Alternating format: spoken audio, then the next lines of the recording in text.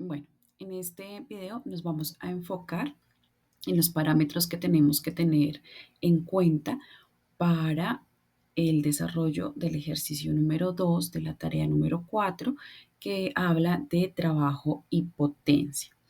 En las CIPAS nosotros habíamos definido el trabajo de una manera muy sencilla como aquella magnitud física que mide la energía transferida a un cuerpo cuando una fuerza produce un desplazamiento en la misma dirección de la fuerza. Entonces, aquí en la pantalla habíamos puesto dos ejemplos básicos de cómo se aplica fuerza a un objeto, pero que no en todas las situaciones el hecho de que se aplique esa fuerza a un objeto determinado se esté realizando un trabajo. Y también manejamos una expresión muy sencilla para definir el trabajo, donde hablábamos que el trabajo iba a estar directamente relacionado con la fuerza que se le aplica al objeto, el desplazamiento que el objeto tiene cuando es sometido a esa fuerza y por supuesto el coseno que hay entre estos dos vectores. Bien, entonces, bajo esa definición habíamos analizado cómo era la magnitud del trabajo en diferentes situaciones, dependiendo de la magnitud del ángulo que había entre el desplazamiento y la fuerza aplicada. Ahora, después de eso, nosotros habíamos también hablado sobre cómo definir el trabajo cuando nos encontrábamos con una gráfica que nos relacionara la fuerza y el desplazamiento de ese objeto. Y vimos varios ejemplos. Dentro de esos ejemplos, pues también busqué la manera de enfocar la situación a lo que el curso puede aplicar. Y habíamos definido que la situación C era la que más se acercaba a la gráfica que nosotros debíamos analizar en nuestro ejercicio. Entonces, aquí habíamos visto que el trabajo se define como el área bajo la curva en este tipo de situaciones. Entonces, analizamos que la curva de nuestra gráfica era más parecida a eh, una secuencia de triángulos o rectángulos, donde para encontrar el trabajo tendríamos que hallar el área de esos triángulos. ¿Cómo se halla el área del triángulo? Entonces ya sabemos que el área del triángulo es igual a un medio de la base del triángulo representada por B y la altura del triángulo representada por H. Después lo aplicábamos a nuestro ejercicio, que nos dice la gráfica de abajo muestra una curva de fuerza en función de la distancia. Calcule el trabajo hecho por el sistema en cada intervalo y analice cómo cambia la fuerza con la posición. Y entonces acá nos dan cuatro intervalos, A, B, C y D, donde cada uno de ellos maneja una base diferente, ¿no? Que también habíamos visto que básicamente pues eran los puntos como más notorios dentro de nuestra gráfica. Entonces habíamos dicho que en esta sección íbamos a encontrar un trabajo 1, en esta sección íbamos a encontrar un trabajo 2,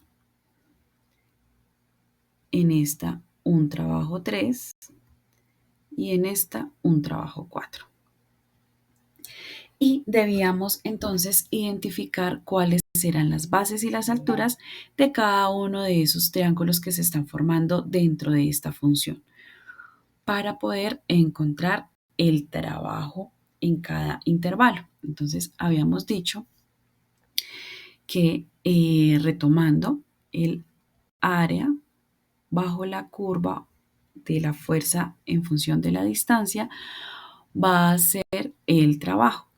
Y como se están formando triángulos, entonces el área o el trabajo lo puedo identificar o encontrar como un medio de la base por la altura de cada uno de esos triángulos.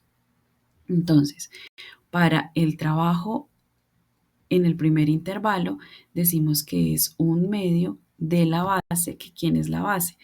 La primera distancia, que es 1 metro, menos mi punto inicial, o sea, el 0 metros, por la altura. Entonces, la altura inicial acá, en este caso, es 0, porque pues el punto inicial del triángulo es 0,0 y llega a una altura de 6 newtons. Entonces, acá viene 6 newtons menos 0 newtons. Y después de eso, pues ya lo único que hacíamos era operar y encontrar el valor de nuestro trabajo en el área 1. Para el trabajo en el área 2 también es similar. Entonces decimos que es 1/2 de la base. ¿Cuál sería la base de ese triángulo, de ese segundo triángulo? Entonces tendríamos acá mi punto final, que es 2 metros, menos mi punto inicial, que sería 1 metro, por la altura de ese triángulo, que viene siendo desde 0 newtons hasta 6 newtons. Entonces, mi punto final es de 6 newtons y mi punto inicial de 0 newton. ¿Listo? Y de esa misma manera íbamos a encontrar el trabajo en la sección 3 y el trabajo en la sección 4. 1/2 de la base, que sería en este caso 3 metros, menos 2 metros, por la altura. Aquí la altura de este triángulo está indicada que va de 0 newtons a menos 6 newtons. Entonces mi punto final es menos 6 newtons. Menos 6 newtons. Y mi punto inicial es de 0 newtons. Y por último tenemos entonces el área de nuestro cuarto triángulo, que aquí ya cambia un poquito. Entonces, fíjense que la base de nuestro triángulo viene siendo de este punto final, que es de 5 newtons, perdón, de 5 metros, menos este punto, que sería el punto inicial de la base de este nuevo triángulo, que es de 3 metros. ¿Multiplicado por quién? Por menos 6 newtons menos 0 newtons.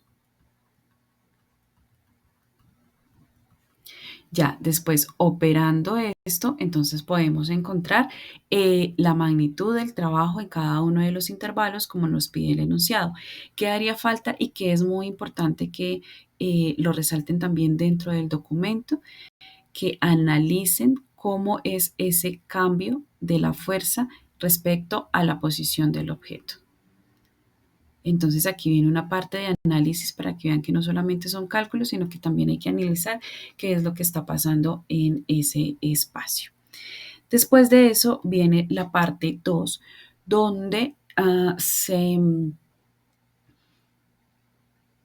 suma al tema la definición o el concepto de potencia. Cuando nosotros hablamos de potencia, vamos a relacionar el trabajo que se está ejerciendo sobre ese objeto, pero también el tiempo que tarda en desarrollar dicho trabajo. Entonces aquí la potencia la podemos definir como el trabajo sobre el tiempo empleado. ¿Listo? Con eso entonces podemos pasar a desarrollar nuestra siguiente parte del ejercicio, donde nos indican con una tabla qué tanto se gastó o durante qué tiempo se logró ejercer ese trabajo en cada uno de los intervalos. Y nos piden hallar la potencia. Entendiendo ya cómo se expresa la potencia, entonces decimos que la potencia va a ser igual al trabajo sobre el tiempo. Y aquí entonces tenemos que hacer el cálculo para encontrar 4 potencias diferentes. Entonces tenemos que la potencia en mi primer intervalo, que lo habíamos llamado P1, va a ser igual al trabajo que yo encontré en mi ejercicio anterior, en mi punto anterior, sobre el tiempo que me dicen acá. En este caso es sobre 1 segundo. ¿Listo? Mi potencia en la sección 2 va a ser igual al trabajo encontrado en la sección 2 sobre el tiempo empleado, que sería 1,5 segundos. La potencia en la sección 3 es lo mismo, es igual al trabajo encontrado en la sección 3 dividido 2,0 segundos. Y la potencia en la sección 4 va a ser igual al trabajo encontrado en la sección 4 sobre 2,5 segundos.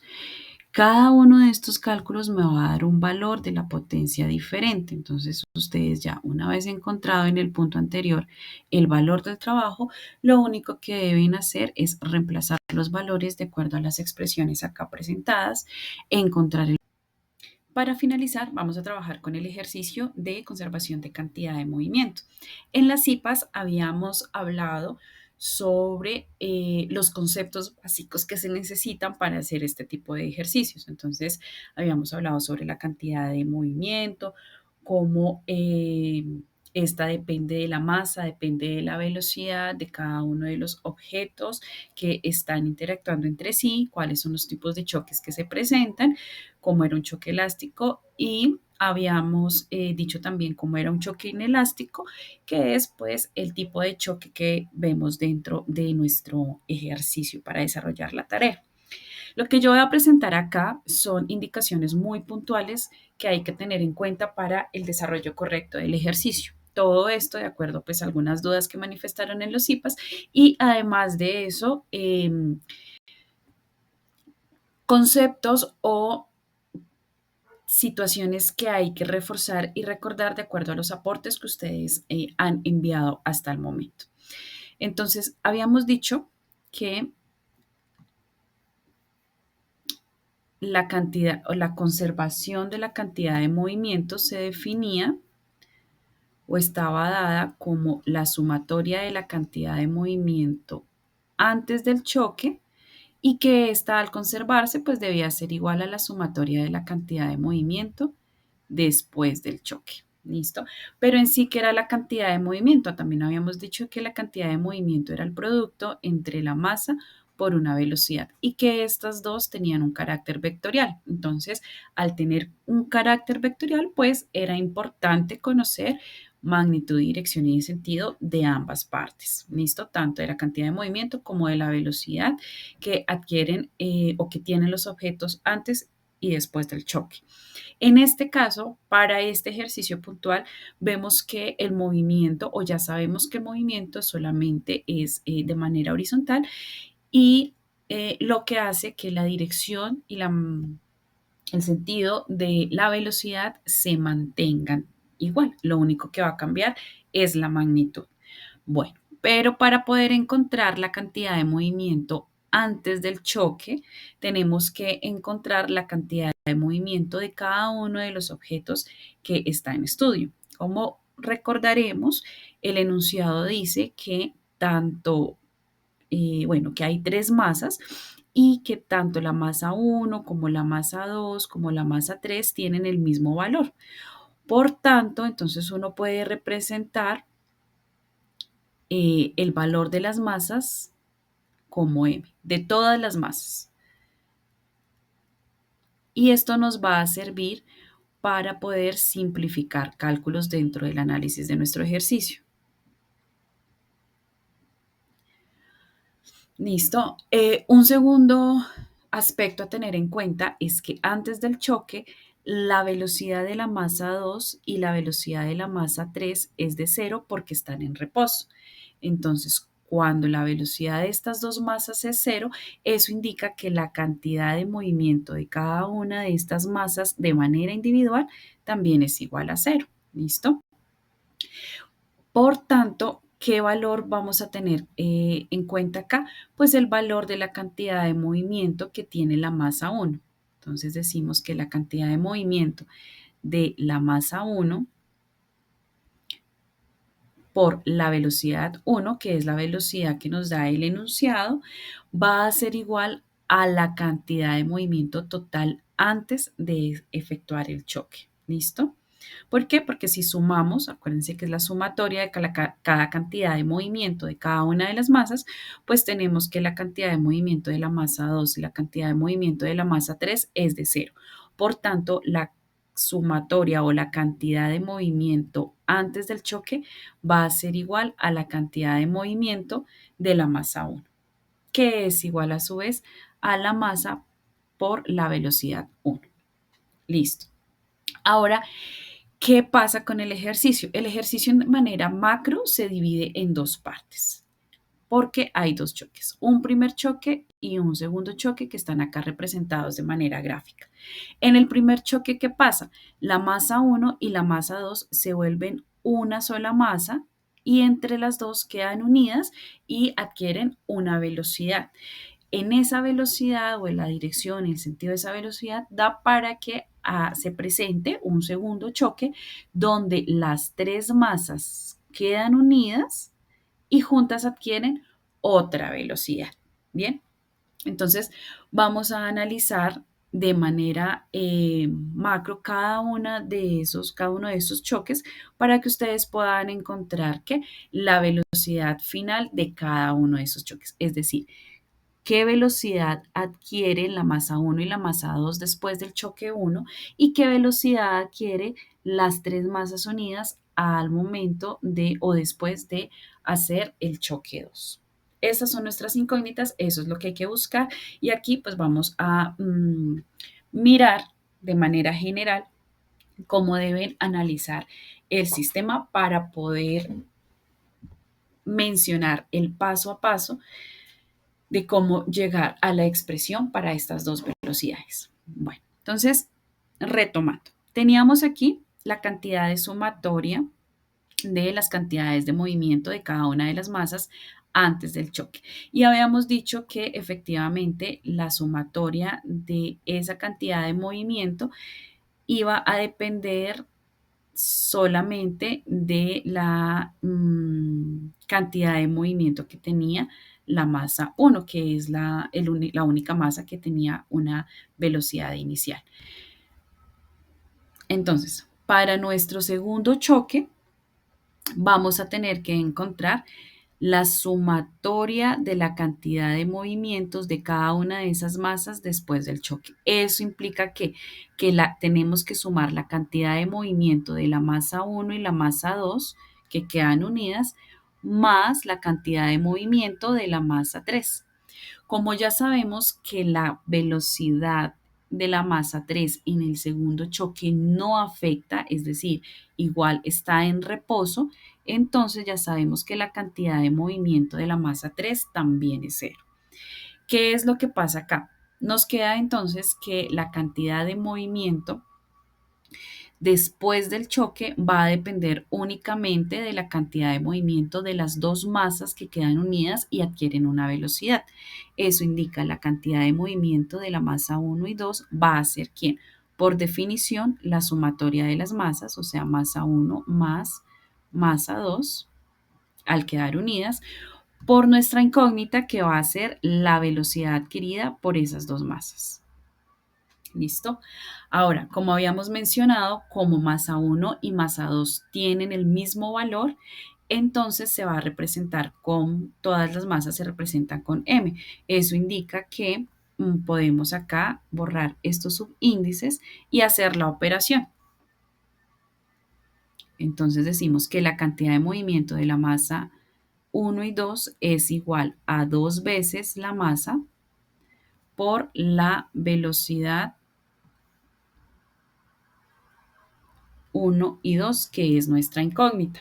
Entonces, ya tenemos acá dos expresiones. Por un lado tenemos la cantidad de movimiento antes del choque y por el otro lado tenemos la cantidad de movimiento después del choque. ¿Qué nos queda? Aplicar el teorema de conservación de cantidad de movimiento y es igualar esas dos sumatorias. Entonces, acá lo único que nos queda es masa por la velocidad 1, que es la cantidad de movimiento antes del choque, igual a 2 veces la masa por nuestra incógnita, que sería la velocidad de la masa 1 y 2 adquirida después del choque. Bien. Con esta expresión nosotros podemos encontrar nuestra primera velocidad. Ahora, vamos a tener en cuenta que para el primer choque, estas son las condiciones iniciales y estas son las condiciones finales. Pero para nuestro segundo choque, las condiciones iniciales son estas y nuestras condiciones finales serían cuando encontramos que las tres masas están unidas. Por tanto, aquí, si nosotros queremos aplicar el teorema de conservación la cantidad de movimiento, entonces decimos que la cantidad de movimiento de la masa 1 unida a la masa 2 va a ser igual a la sumatoria de la cantidad de movimiento que hay entre la masa 1, 2 y 3 ya unidas. Bien, entonces, por definición ya sabemos quién es la cantidad de movimiento entre la masa 1 y la masa 2, que la tenemos en el choque anterior, donde decimos que la cantidad de movimiento 1, 2 es igual a 2 veces la masa por la velocidad 1, 2. Entonces, a 2 veces la masa por la velocidad del objeto 1, 2. ¿Listo? Entonces, a eso lo igualamos a la cantidad de movimiento de las tres masas juntas. Entonces, como ya sabemos que las tres masas se pueden representar con m, lo que indica que m1 más m2 más m3 se puede expresar como tres veces la masa. Entonces acá decimos tres veces la masa por mi segunda incógnita, que sería la velocidad final que tienen esas tres masas, es decir, la velocidad de la masa 1, la masa 2 y la masa 3 unidas. Como esta es mi segunda incógnita, pues no queda más sino tener que despejar, lo que indica que la velocidad de las tres masas unidas yo la puedo expresar como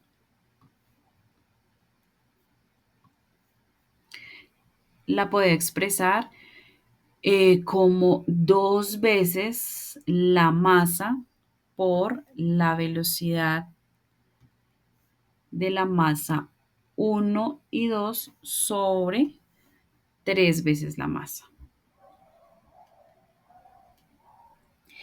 Al hacer esto, ¿qué encuentro? Que estas dos masas se pueden estar simplificando y que la velocidad final del segundo choque puede ser o vale, es equivalente a 2/3 de la velocidad final del primer choque.